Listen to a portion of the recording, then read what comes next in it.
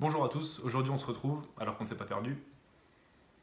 Ouais, l'humour aussi est déconfiné. On se retrouve pour une histoire incroyable de la mythologie grecque, à savoir une histoire de famille soudée, les mecs étaient vraiment comme ça. C'est l'histoire d'Ouranos, de Gaïa et de Chronos. C'était il y a des années de cela. Ouranos, représentant du ciel, et Gaïa, représentante de la terre, étaient ensemble, ils étaient mariés et femmes, et ils ont eu pas mal d'enfants. Gaïa l'a mangé bien sec, vous allez voir. Ils ont eu 12 titans, dont un qui s'appelle Chronos, 3 cyclopes et 3 hécatonchires. Pour vous resituer le truc, un hécatonchire, c'est une sorte de mec avec 50 têtes et 100 bras. Voilà, ça pose le bonhomme. Je pense que pour sortir ça au niveau de l'accouchement, Gaïa c'était morphine, efferalgan, doliprane, des trucs pour les éléphants, pour les chevaux, donnez-moi tout ce que vous voulez, je veux voir des étoiles, je veux rien sentir. Le problème dans cette histoire, c'est qu'Ouranos déteste ses enfants, vraiment, il a très peur qu'ils lui prennent sa place, qu'il le détrône de son rôle actuel. Donc il décide vraiment de prendre des dispositions. Le type c'était action-réaction, il n'y avait pas de sommation. C'était une peur, un acte, direct. Donc il enferme les cyclopes et les hécatonchires dans le Tartare, à savoir les enfers. Donc on part sur de la flamme, on part sur de la chaleur, on part sur des pics, vraiment c'est les clubs maîtres des enculés.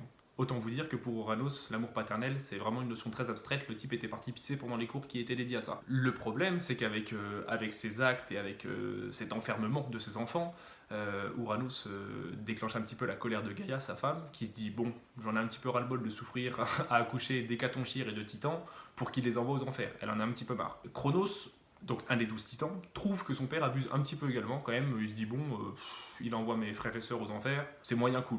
C'est-à-dire qu'on n'est pas sur un père aimant, on n'est pas sur tiens, si on allait faire une petite balade à vélo au bord de l'eau. Non, non, on est sur vous me saoulez, boum, direction enfer, aller sans retour, première classe. Donc Gaïa décide de tuer Ouranos. mais pas elle-même, parce qu'apparemment elle n'avait pas le courage, hein, donc c'est plus facile d'envoyer les autres, je suppose. Et elle demande, très logique, à son fils, Chronos, de tuer Ouranos. Elle lui donne donc une faucille. C'est pas l'arme sur laquelle je serais parti tout de suite, mais ils font ce qu'ils peuvent avec les armes qu'ils ont à l'époque. Hein. Ouais, ça, c'est pas classe, hein, on est d'accord. Hein, donc Chronos arrive pendant que ses parents font l'amour, pour pouvoir lui couper les parties. Je vais te tuer donc. Donc petit aparté, Chronos, autant vous dire que sa vie c'est pas Hannah Montana. Hein. Son père l'aime pas, ses frères et sœurs ils ont été envoyés aux enfers par son père, sa mère lui demande gentiment de dégommer son père parce qu'elle n'est pas capable de le faire toute seule, et en plus elle lui demande de faire ça pendant qu'ils font l'amour. En termes d'horreur, le type a tout vécu. Autant vous dire que Oedipe à côté c'était Charlie Ingalls. Là il n'y avait pas de brindille, il n'y avait pas de chapeau, il n'y avait pas de pep les bêtes, on reste dans l'enclos. C'est une vie mais rincée de la première à la dernière minute. C'est nul, c'est zéro. Il décide donc de couper les parties de son père, le sexe tombe dans l'eau, et la réaction du sexe et de l'eau, enfin de l'océan, va donner naissance à Aphrodite. Donc ça c'est pareil, c'est mythologie, personne n'a jamais compris. C'est un TP de chimie, hein. Poup poup, précipité bleu, excusez-moi madame, avec Jordan on était en train de faire un TP, il y a Emily Ratajkowski qui est sortie du bec benzène. On est sur ce niveau-là. Hein. Chronos va donc succéder à Ouranos, qui, toujours dans son élan de père aimant et de bienveillance à l'égard de ses enfants, va lui dire « Méfie-toi mon pote, parce que ce que tu viens de me faire, ça va t'arriver également. Tes enfants vont vouloir te détrôner, te tuer, prendre ta place. » Bon, merci pour cette bonne nouvelle papa, bonne continuation à toi. Lâche-moi Michel, lâche-moi. Chronos maintenant, c'est le boss du game, il contrôle le rinté, c'est Booba dans le rap français depuis 20 ans. Au-dessus, y a pas mieux. Bah ouais, Il y a un type qui dirige, c'est lui. Bonjour, excusez-moi, je suis le patron. Eh bah, c'est Chronos, c'est le boss. Il épouse Rhea, qui n'est autre que sa sœur. Toute ressemblance avec une région française est totalement fortuite. Voilà. Chronos et Rhea ont donc plusieurs enfants ensemble, qu'on va appeler les Olympiens, notamment Hadès, Héra et Poséidon. Le problème, c'est qu'il a toujours en tête la prophétie de son père, chose qu'il lui a dite avant de mourir, à savoir que ses enfants voulaient le détrôner et le tuer. Personnellement, je peux comprendre que ça reste en tête, c'est pas... Enfin, on t'annonce pas que tu vas passer aux 20h, c'est... On part sur un potentiel décès de la part de ses enfants. Bon, personnellement, je garderai un petit œil quand même sur les enfants, surtout quand tu connais le passif familial. Et lui, il a une réaction beaucoup plus concrète et précise concernant cette peur. Il décide de manger ses enfants, un par un. Boum, ça sort, ça mange. On part sur un buffet copieux, hein. C'est hop, petit toast, petite mozzarella tomate. Sauf que Rhea parvient à sauver un seul de ses gosses, à savoir Zeus.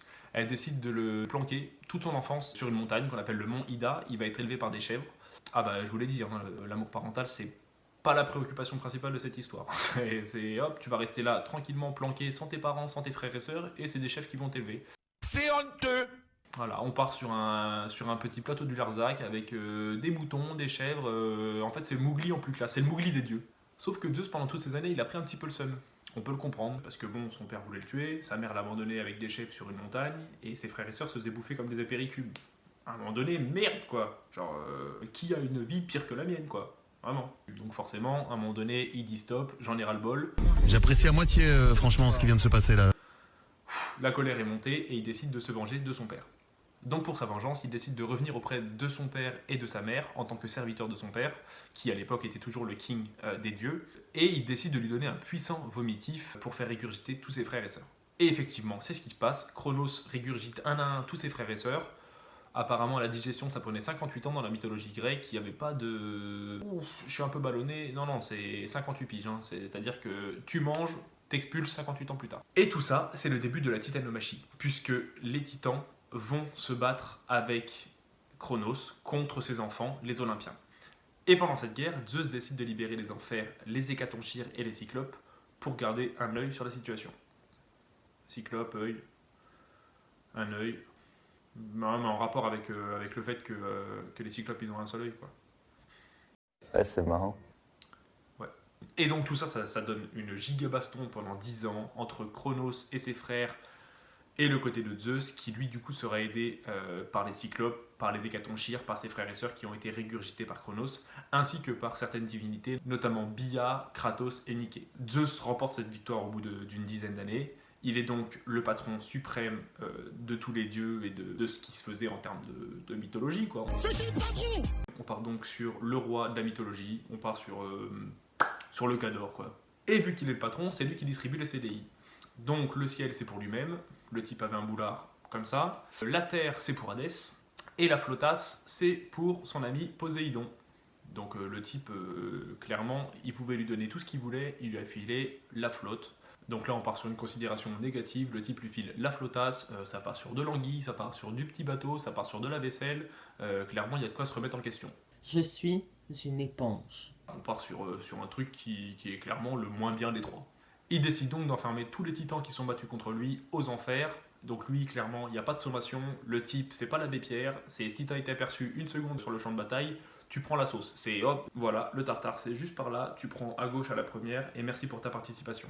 Sauf que la grand-mère de Zeus, la femme de Ouranos, Gaïa, bah ça lui plaît moyennement quand même, parce que du coup tous ses enfants, les titans, ils sont envoyés aux enfers.